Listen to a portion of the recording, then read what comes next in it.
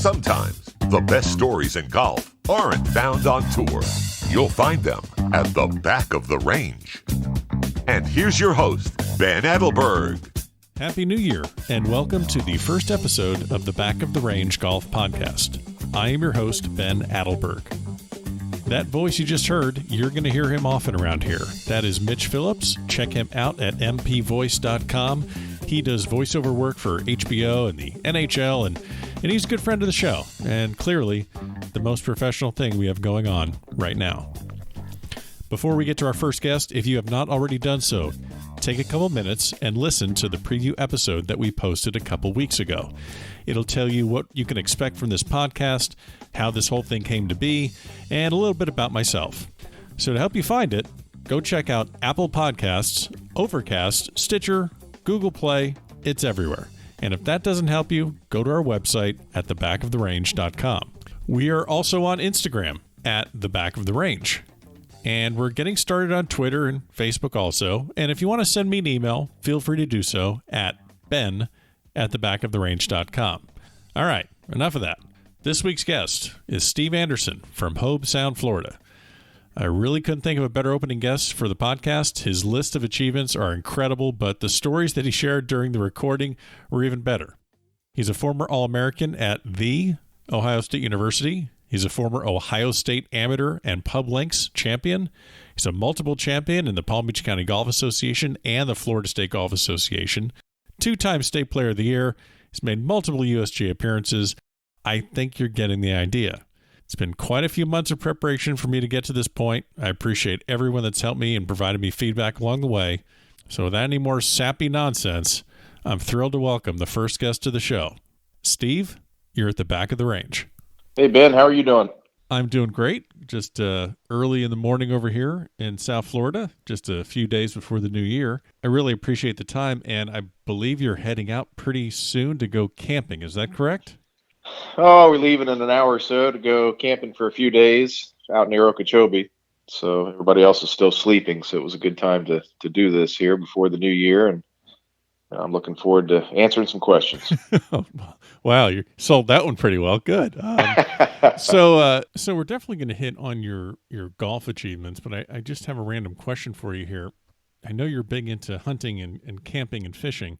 Do you find yourself turning down those activities to play more golf, or do you find yourself turning down golf more now to go fishing or camping or hunting?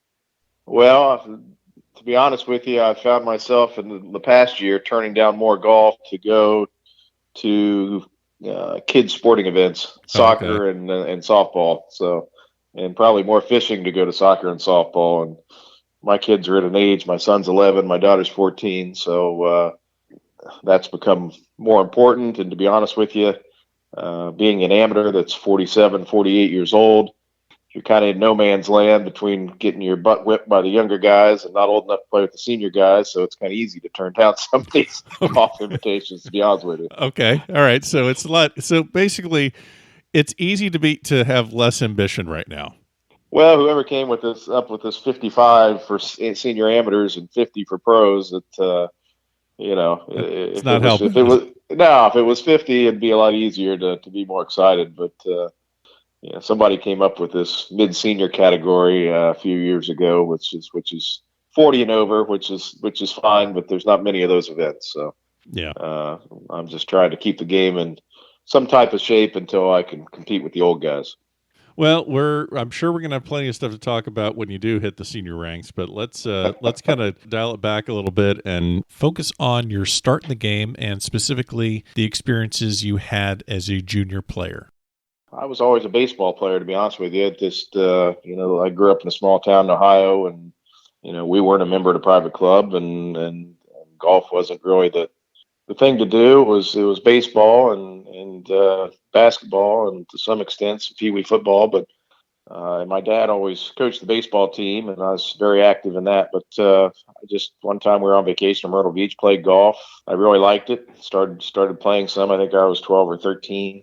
And when I first picked up a club, and after playing golf, it started hitting the baseball, popping everything up, and just decided to focus more more on golf, and we joined the private country club there in town, which was not much, but it was a working class club. So during the week, there was nobody out there in the summer. So it was it wasn't uncommon for us to play 54 holes in a day. There was really no range to speak of. And so you just played golf. So that's what we did. We play golf, swim in the pool, and go play more golf. So the game actually came pretty easy to me and improved very quickly in the first couple of years I was playing. So that's really how I got started. Well, yeah, I can relate with that baseball start. Once you stop hitting a lot, that game becomes less and less fun. So Yep. So it sounds like you had a ideal introduction to the game of golf with full access at this country club. I would imagine your first organized experience in golf would have been playing for your high school team. Is that correct?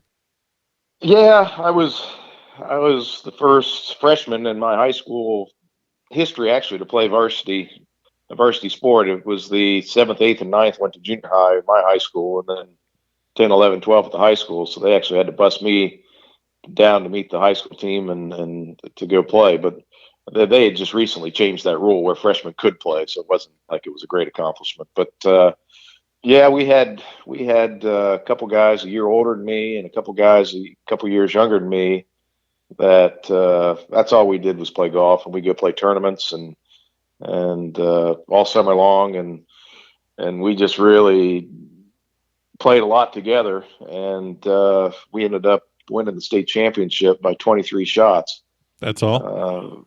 When I was a junior, and then my senior year we lost by a couple shots, but I was the individual state champion. But it was just playing, and I think that's, not to get off subject, but that's one thing that's tough about kids down here is, the courses are crowded and you have to ride carts, and a kid just can't go out and play with his buddies and play all day. It's, you got to have tee times and things.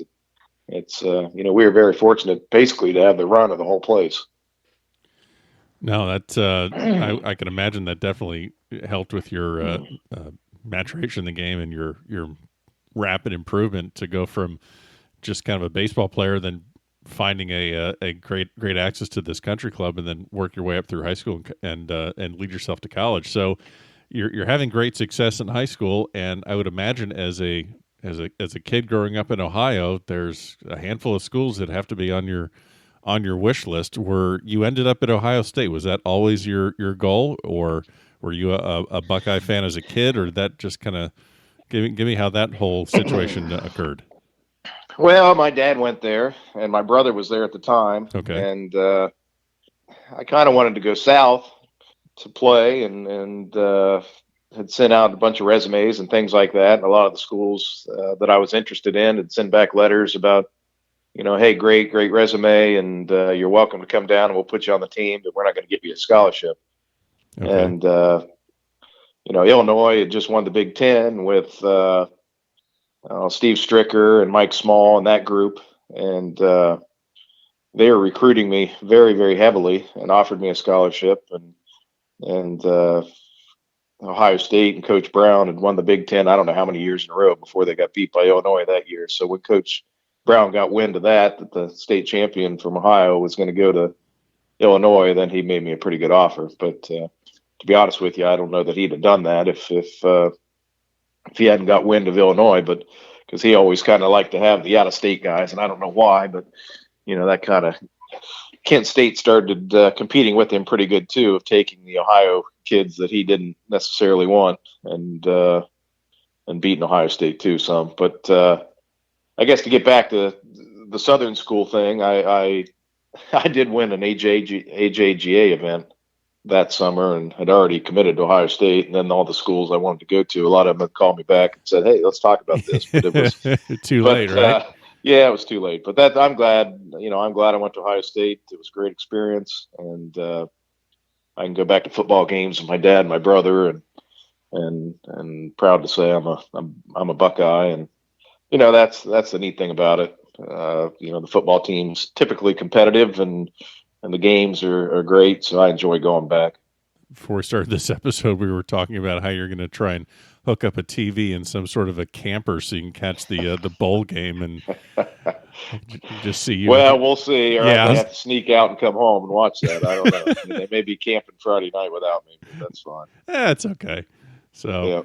So you're at Ohio State, obviously big D1 athletic program with not just golf but football and just about every other sport has got to be on the radar there and competing at a high level. What was the college golf experience like, trying to balance academics and your relationships with the guys on the team? What was your college golf experience like? Well, you do. You mean you miss a lot of class, and you seem broken up about that.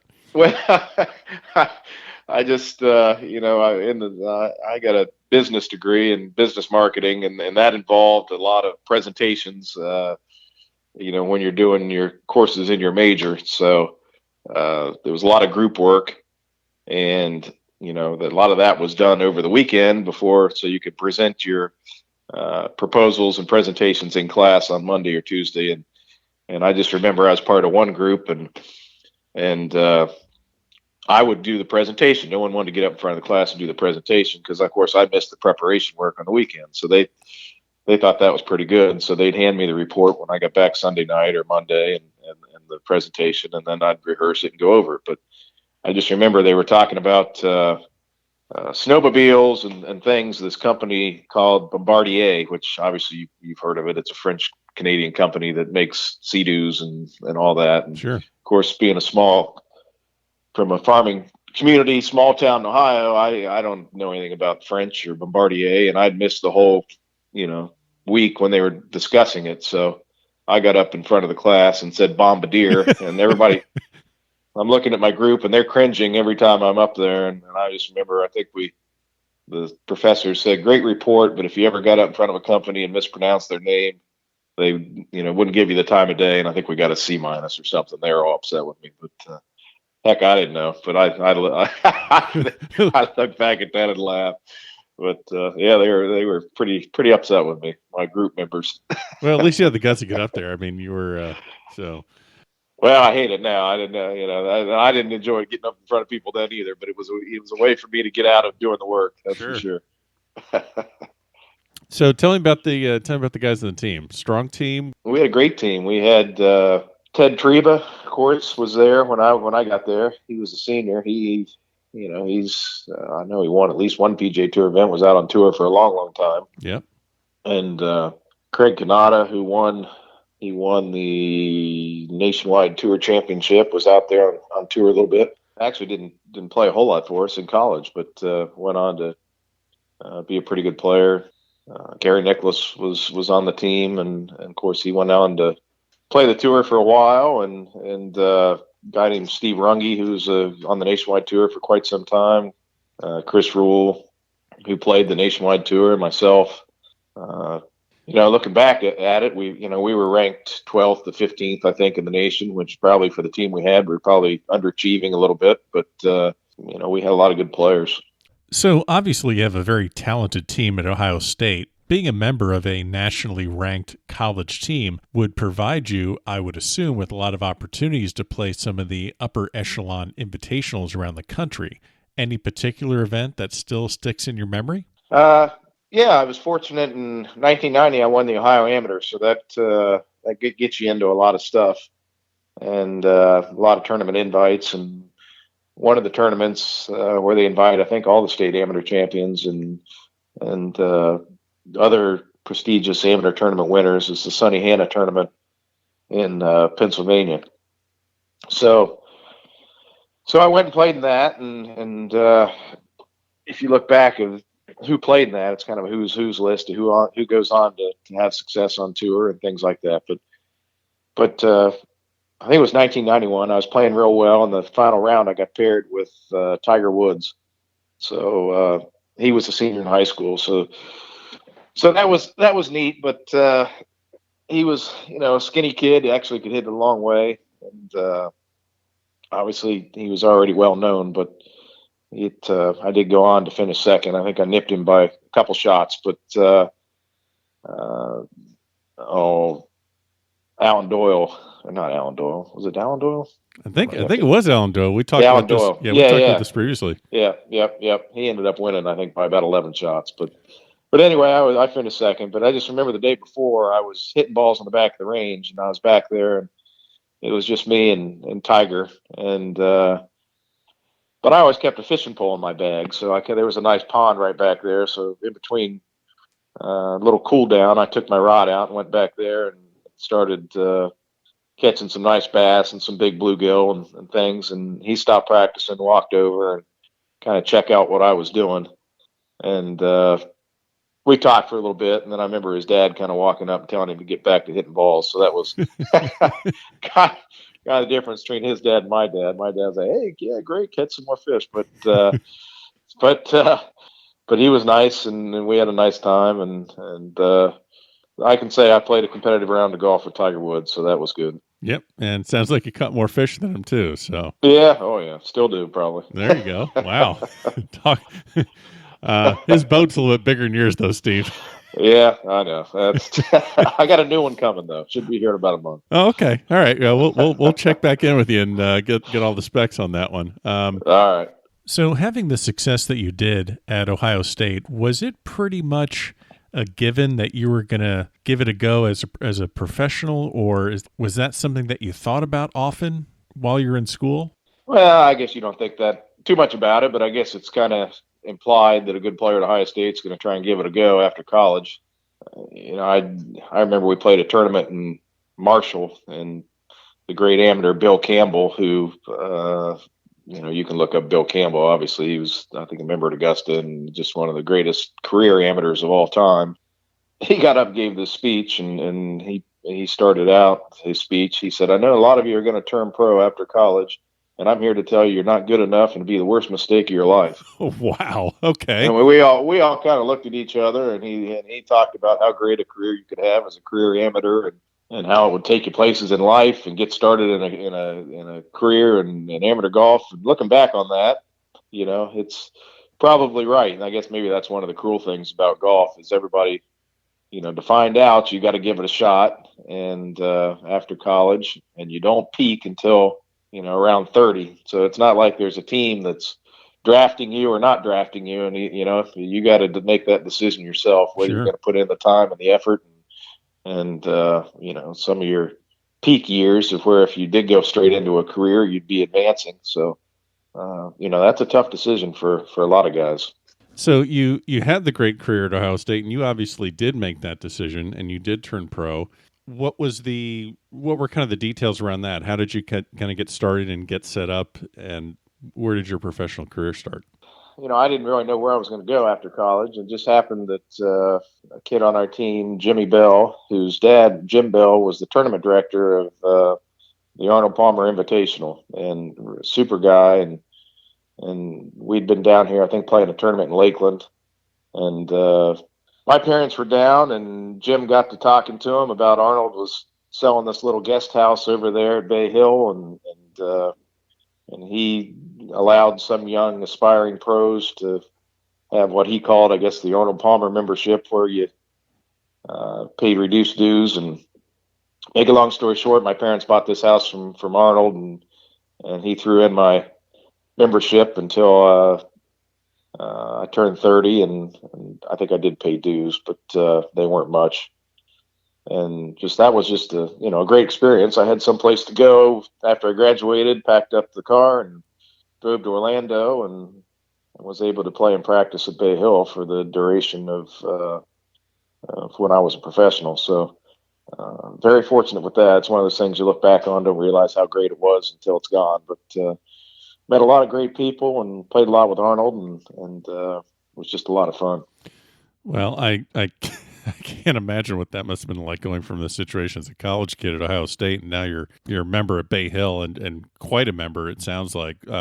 I would imagine you played quite a bit of golf with Mr. Palmer. I did. They have the famous shootout there, and he was always an A player, and I was an A player. So a lot of times we weren't in the same group, but I'd see him almost every day in the wintertime. But I'd say maybe 40 times we played over the years in the same group. So that first summer I was there, didn't didn't used to be anybody there in the summer at all. It was hot. And the course wasn't in very good shape, and so you pretty much had the place to yourself. But I was on the putting green one day, and I heard this voice say, "Are we playing golf today?" And I looked up, and it was Mr. Palmer there by himself. And actually, the big course was closed for maintenance. So I said, "Yeah, we'll play." So we went over to the Charger 9 and played that 9 twice. And it wasn't nearly as difficult as the big course, but he on the first tee, he said, "What are we playing for?" And I said, "Well, I don't know, for $40." And he said, "Oh, okay." So we went out, and I think I shot 65 and he had 66. I got the card someplace, and like I said, it wasn't that difficult a golf course. But then we went inside the locker room, we're having a drink, and he said, "How'd you come up with $40?" And I said, "Well, that's all I had." There you go. And he laughed. He remembered that. He said, "Well, I remember those days." And so we had a standing bet even when we didn't play together for years and years.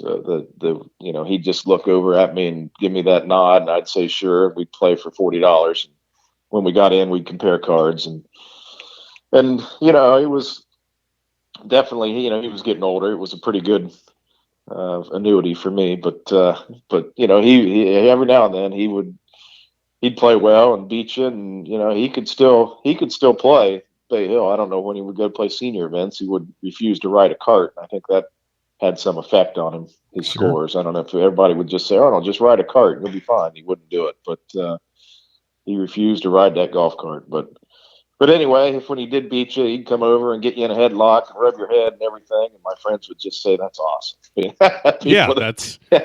I think a lot of people just pay $40 for the headlock. I mean,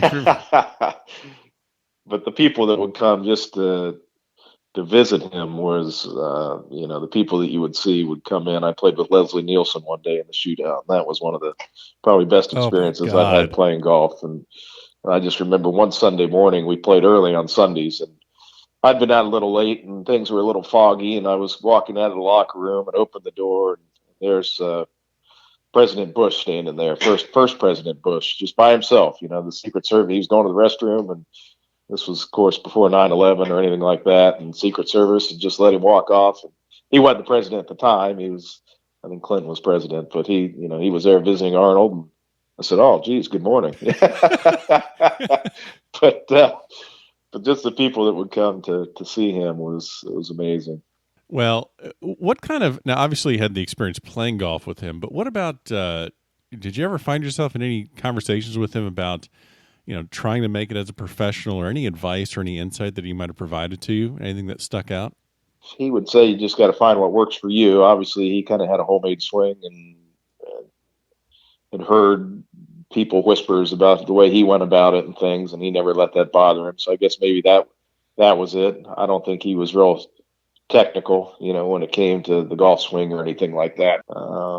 He just was a competitor. He just loved golf. I think that's kind of when he started having the struggles with health and things, is when he couldn't play golf anymore. I mean, I tell people all the time, I bet he's played probably 5 times the rounds of golf in his life that Jack Nicklaus played, just because Jack was a competitor and loved the competition, but did other things. And Arnold just, played golf every day, almost all year long. So that's just the difference. But, well, you mentioned Mr. Nicklaus. Now, you played with Gary at Ohio State, so this is kind of an interesting connections you have. You're basically a member at Bay Hill playing golf with Mr. Palmer, and I would imagine through your friendship with Gary Nicklaus, you have some sort of a relationship, or have seen or played some golf with Mr. Nicklaus. So, can you tell me any good stories about playing golf with him? Yeah, I mean, it's I played with him a handful of times. Like I said, he didn't, he would, I guess back when we were on the Golden Bear Tour, he came and played some practice rounds with us. I just remember playing up at Ballantrae, which is now called something else, St. Lucia Club or something up there, and Jack had just designed it. We were going to play a Golden Bear event up there, and heck, he had to be in his 50s when we went up there, and I just remember him shooting 29 on the front 9. And of course, I was me and Gary and Steve Runge from the High State team, and we're thinking we're pretty good. And here's this guy who hadn't played a whole lot, comes out and lays a 29 on us on the front nine. But I remember we stopped for lunch for about an hour, and then he didn't play well in the back. But I kept thinking, why'd we do that? Yeah. Why'd we stop for lunch? But I mean, he can really play, and that's, I mean, he could really play then. Obviously, he could play, but he wasn't a gambler or isn't a gambler. For $2, he'll try and beat your brains out. And that's the thing about Arnold. Somebody can come in and a pro and play Arnold, for $200, and he was out there laughing and joking and everything, and not even really paying attention to who's winning. And that was just the difference. Jack is a competitor. It doesn't matter what it is, and he'll tell you that. He plays tennis still to this day with guys, and it's a serious tennis game. It's just not out there for giggles. He's anything he does, he wants to win. So I guess that's the difference. Sure. So you mentioned the Golden Bear Tour. So that was pretty much the mini tours that you were working on after you got out of Ohio State. Did you have success on the mini tours and then just didn't think that the tour life was for you, or? I gave it probably 10 years. I had success on the mini tours. Back then they had these big money mini tours where you put up a certain $15,000 for the summer and summer series of tournaments, and you can make money at it. Now a lot of that's gone away for some reason, but I lived in Orlando in the winter, and then I would come down here and rent a place in the summer, and that tour series ran for 4 or 5 months and things, and you could make $100,000 doing that. But for some reason, I couldn't get through the second stage of tour school, and if you didn't get through the second stage of tour school, you had no status. So that kind of wore on you after a while. You'd see guys that you'd beat all summer long that would get through tour school or get to the nationwide tour. And I always thought, well, if I can just get to the nationwide tour, then I got a year to prove myself and things. And it just never happened for me. So at some point, you get to where you're around 30 or 32, 33, and you got to make some decisions. But Sure. there's some people that have pursued it on past that. There's still some guys that are my age that have never have been off and on the nationwide tour, mini tours, have never made it, and they're still trying. So it's just something I just decided it was time. I was having some back problems and things like that, but for some reason that second stage of tour school got to be whether it was a mental thing or what, but I just never had the status on the PGA Tour nationwide tour. Well, it sounds like the Golden Bear Tour was just a hotbed of talent in those days. So who were some of the guys that played on that tour and then kind of moved on maybe a little bit further? Brett Wetterick stayed with it for a long time, got out there. Unfortunately, he got injured. Yep. Who knows what he would have gone on to do, but Briney Baird came off of that tour and went out there and was very successful, and Ken Duke stuck with it. You see, he won recently, and he won the Travelers. Tim Petrovic, he came off that tour and went out there and did well. So it's then you got guys like, I just remember the first time I played with Mike Malizia, who's now a teaching pro, and I thought, man, this guy's one of the best players I've ever seen, and he never made it. So it's just why some guys make it and some guys don't. It's hard to tell, but at some point, talent's very, very important, but there's more to it than that. That's for sure. It's all about the timing of when you have your best stuff and when it counts, right? Yep, it's timing, and it's getting it done when you have the opportunity. So you spend your time on the Golden Bear Tour, and as you said, you spend about 10 years playing the mini tour, and then you have to make that decision that, hey, I need to find something else to do. I need to find a different career. Tell me how you transitioned into real estate. What else do you do? Well, I don't know. I haven't had that problem of being a touring golf pro. Yeah. There's quite a few of us that have been professionals, and then then got into real estate. It does seem that there are a few careers. It does seem there are a few careers that it seems like a lot of these guys down here in Palm Beach County that are right. It's either golf pro or real estate or insurance. What are you going to do? Insurance, insurance, yeah. Sure. And Yeah, I was a marketing major in college and transportation logistics. I had two majors, and being trying to get into that at that age at the ground level just didn't make a whole lot of sense to me. You can make a lot of money in real estate. And you can make it pretty quickly. So I did that and got in with a company called Oceanfront, which I think Gary Nicholas actually recommended me to talk to these guys, and so I did. And then real estate started booming, and then some of the Nicholas kids decided they wanted to start Golden Bear Realty, so that was a natural easy decision for me to go over there. So that's what I did. I think now we have 200 and some agents, and I was one of the original two or three agents of the company. So company's grown and things over the years. So that's been real good. But yeah, it was just something I could do pretty quickly and transition to. And to be honest with you, after calling your own shots for 10 years and doing all that, the thought of going sitting in an office someplace and not being in control of my own time didn't really suit me. Well, that makes perfect sense. So you're at Golden Bear Realty. You're getting your real estate career off the ground and moving in a positive direction. But I would imagine that at some point you are thinking about playing some golf again. So tell me about getting your amateur status back and competing again in golf.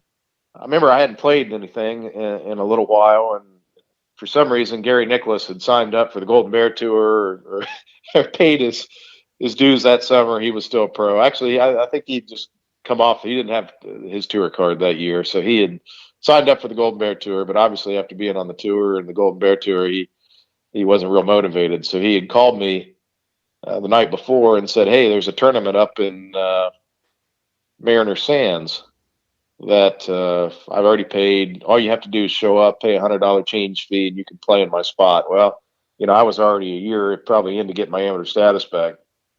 I figured, what the heck, I'll go play. So I went up there and played as a pro and paid the $100 change fee. And the very first tee shot, I remember my tee shot stuck in a palm tree, and I had to go back and re-tee it. And I missed the cut. That cost me a year of getting my amateur status back. So I guess that was kind of. Yeah, if that doesn't tell you, if that doesn't give you that was pretty obviously to me. And the trees right off the fairway. It's like you're just trying to cut the corner. It wasn't even that bad a shot. So. But I hear, it made that awful sound that it makes when a ball sticks in a tree. I could hear it, right when it goes in there. Yep. So that's like an obvious, just like, what? Right. You're done. What are you doing here? What are you doing? Why are you here? Yeah, why are you here? But, I applied, and it took me 2 years from that date to get my amateur status back. My good friend RJ Nicasio had already got his back, and he was telling me how great it was. And of course, he was out there winning everything and winning Player of the Year for Palm Beach County, and telling me how he was buying all his Christmas presents and things with all these gift certificates he was winning. So I did get my amateur status back. It's ironic. I won my first amateur tournament back at Martin Downs on that same course, that Stableford event that Palm Beach County has. Uh-huh.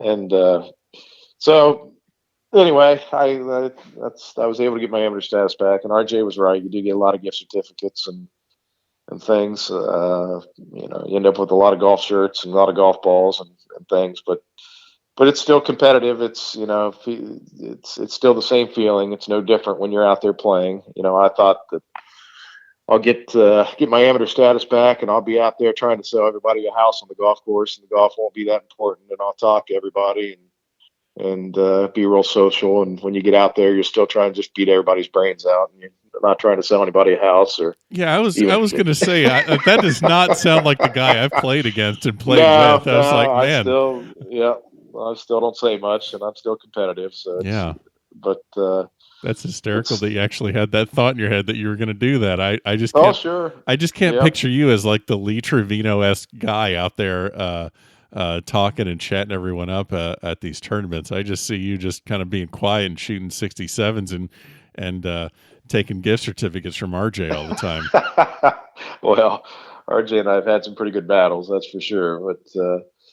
But I guess the point is it's still golf. You see people that get their amateur status back. These guys go one of two ways. They get their amateur status back and they think they're going to play in everything, it's, some people, it's not for them, that have been pros. They disappear. You see it all the time.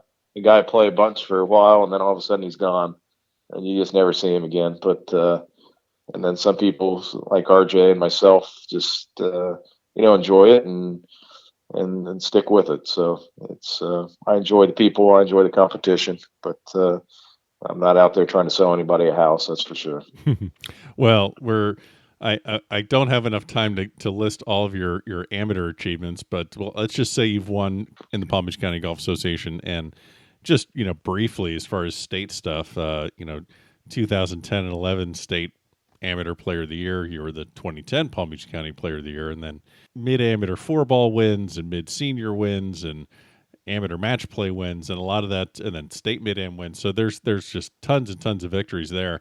And then a lot of it's also you've partnered up with a lot of the big names around the state, whether it's RJ Nakashian or it's Rick Wolf or John Veneziano. So yeah, I knew John, and I knew RJ from professional golf, and then met Rick. We had some good matches in the mid-am there years ago, and obviously Rick's a tremendous player, and so are RJ and John. So I've been fortunate there.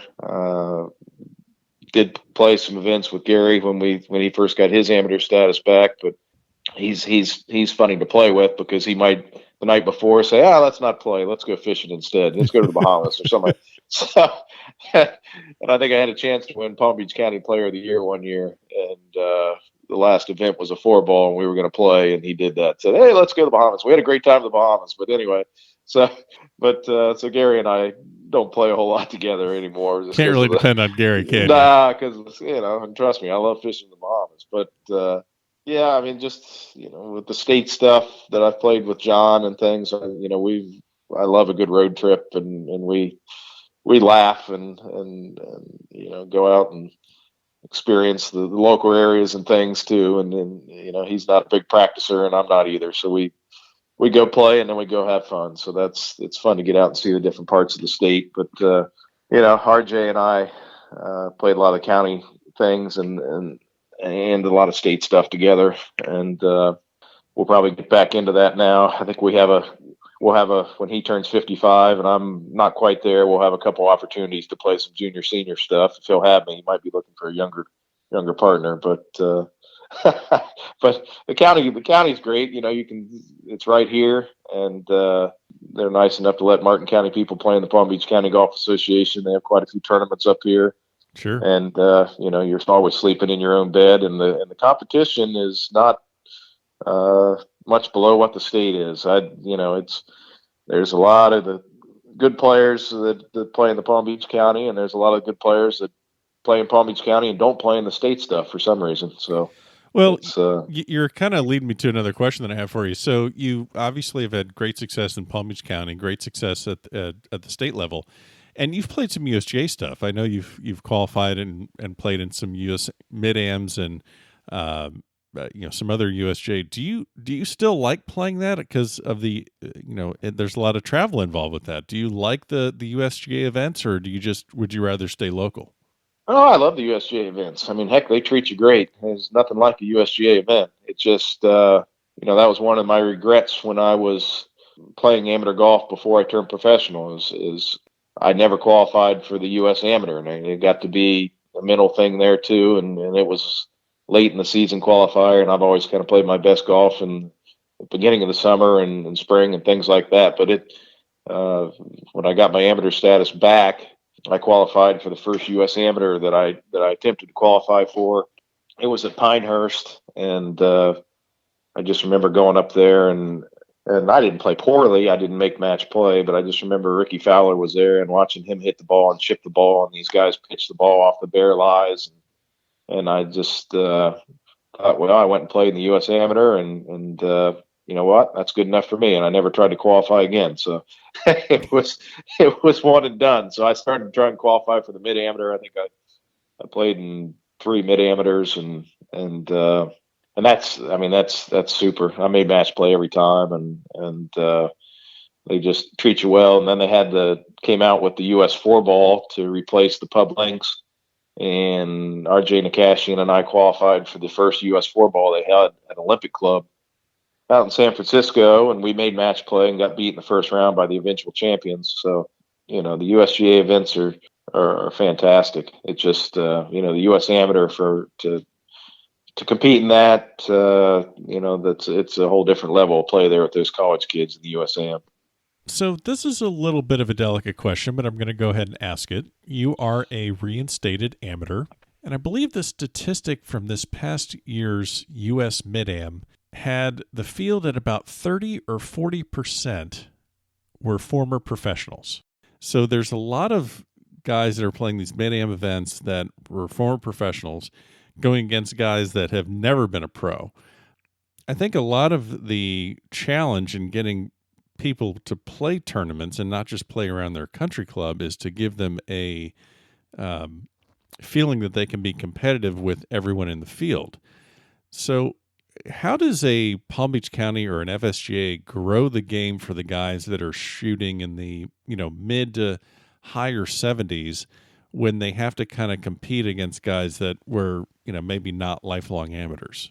Yeah, I don't know. I see the point, to be honest with you. Actually, I think it was higher this year in the Mid-Am.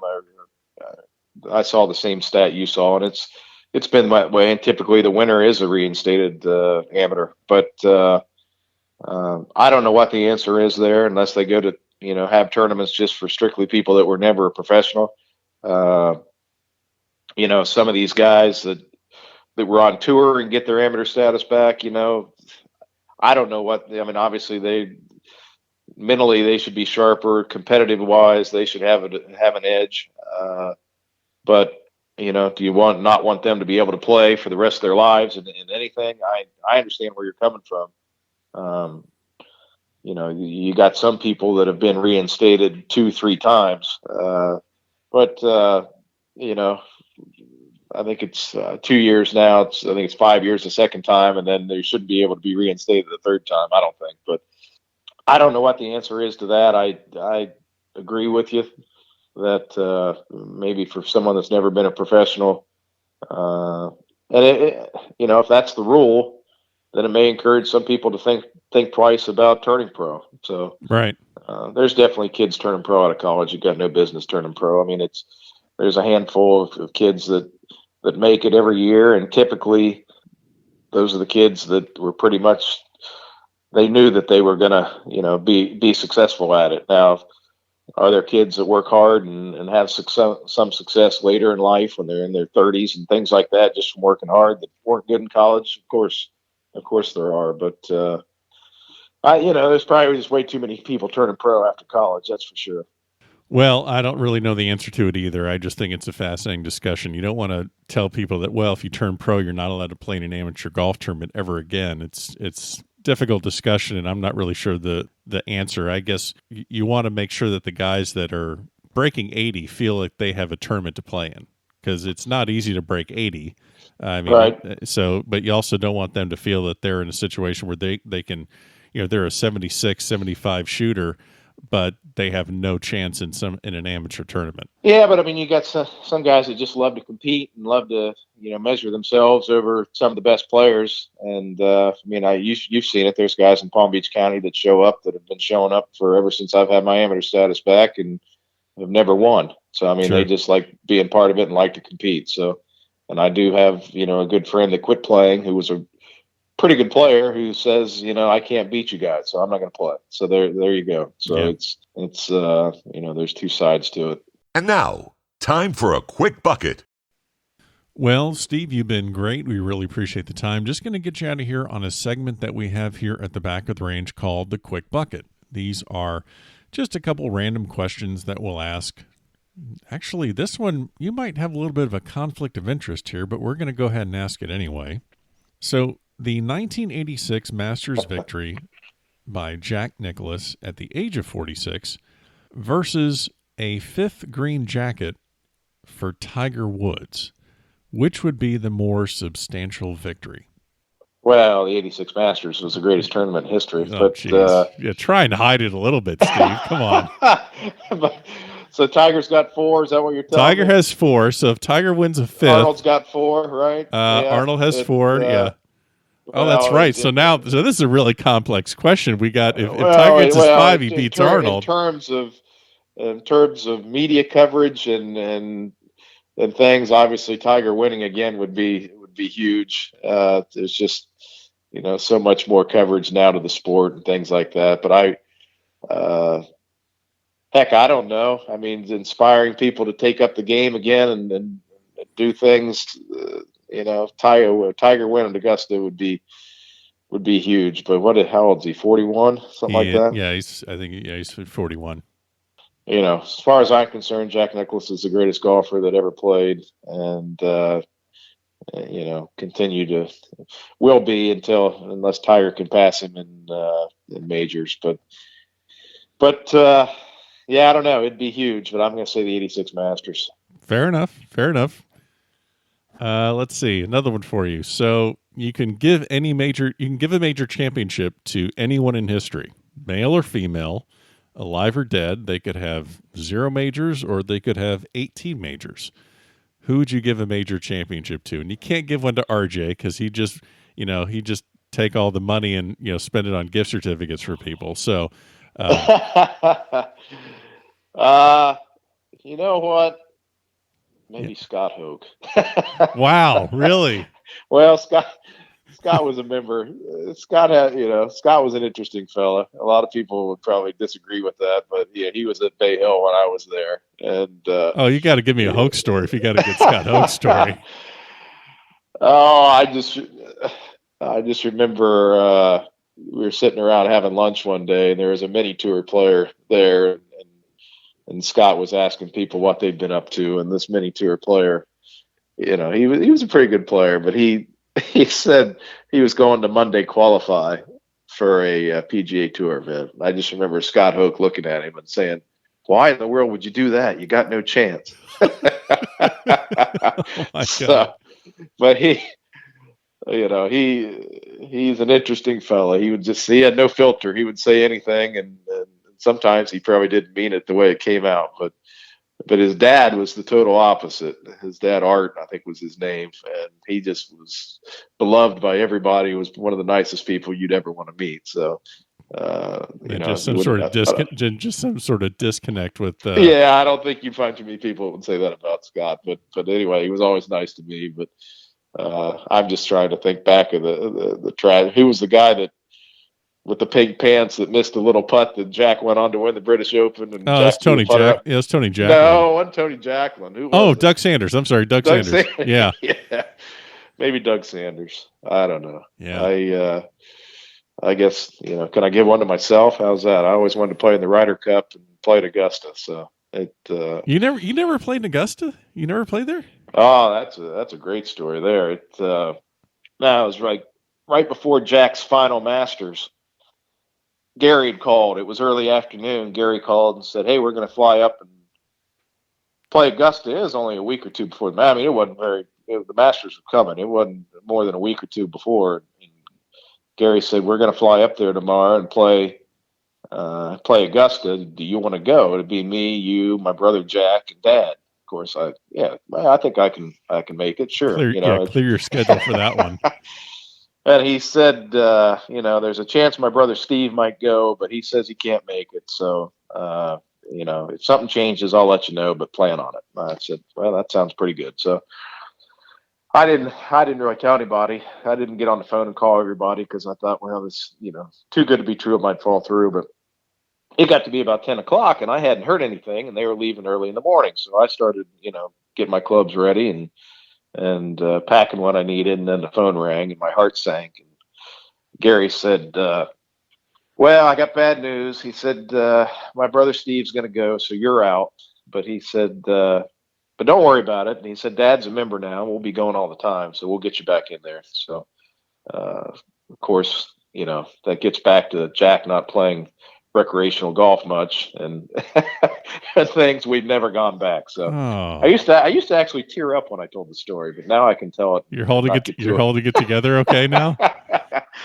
Yeah. I don't get too emotional about it anymore. But You ever kind of bump into Steve Nicholas and just kind of give him the, give no, the old stink eye? I never said anything about it. I never said anything to Gary about, hey, remember that? Oh man. But I figure I'll get there one day, but that's all right. All right. Well, that's my Augusta story. That's a really depressing Augusta story. Yeah, you're going to end on that? I was going to say, you're really kind probably of one of the low points in my golf career. Yeah, you're just really bringing this episode to just a screeching halt right now. Oh man. Well, you asked. No, I did. No, that's right. Sometimes you got to ask the tough and depressing questions. Yeah. Well, Steve, you survived episode 1 of the Back of the Range Golf Podcast. I really appreciate the time. Best of luck to you next season with your amateur tournaments, and I'm sure we'll bump into each other at some point.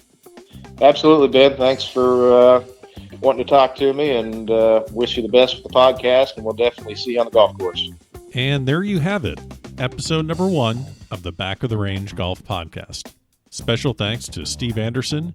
If you liked this episode and you know someone that might also, please share it, and feel free to subscribe at Apple Podcasts or wherever this podcast can be found. We will see you next week for another episode of the Back of the Range.